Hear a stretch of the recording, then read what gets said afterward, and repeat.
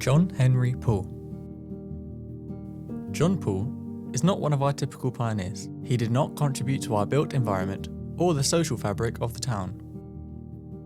However, his work as an amateur archaeologist made a lasting contribution to the understanding of Worthing's past, and his work lives on in Worthing Museum to this day. Born in 1899, John Henry Poole came from a working-class family that moved to Worthing in 1910. He spent 40 years, much of it in his spare time, investigating the archaeology and geology of the Worthing Downs. He discovered and excavated more flint mines and working areas than any other archaeologist in Britain.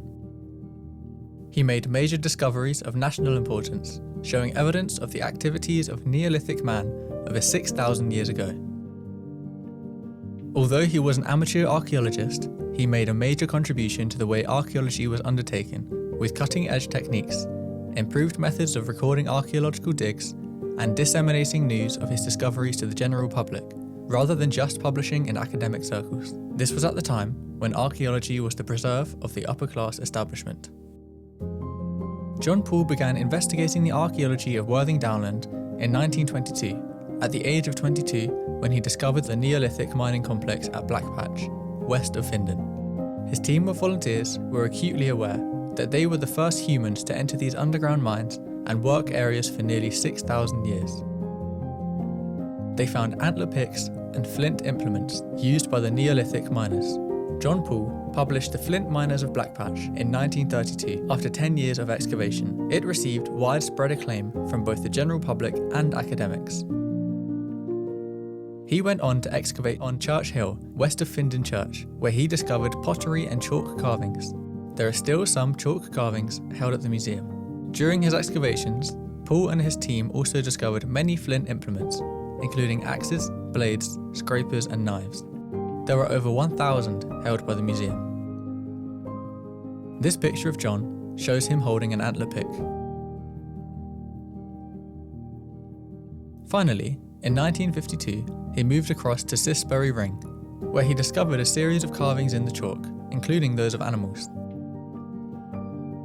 This included an image of a short-horned bull with a halter,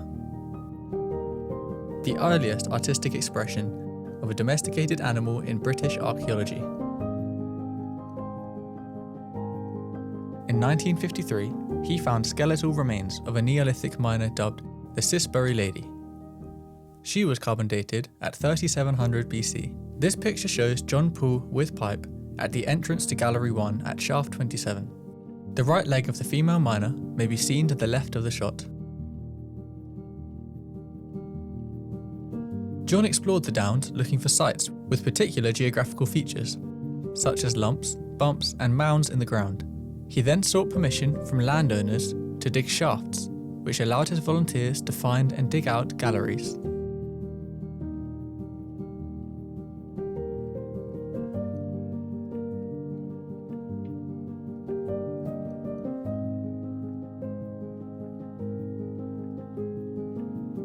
Ex-servicemen, women and children were encouraged to visit and help at the digs. A World War I veteran, John Poole, was ahead of his time when he invited ex-servicemen to visit the Downs to help with their mental and physical health. Despite initial conflict and disagreements during the time of his early work, he eventually became chairman of the Worthing Archaeological Society, which is still thriving today. John excavated on the Worthing Downland for nearly 40 years, and many of his findings can be seen in Worthing Museum today. You can also walk up Sisbury Ring, where the areas John dug can be seen, and you can enjoy wonderful views of our town. John Poole, a true pioneer of his time, who will be remembered for both his contribution to archaeology and to the history of our town.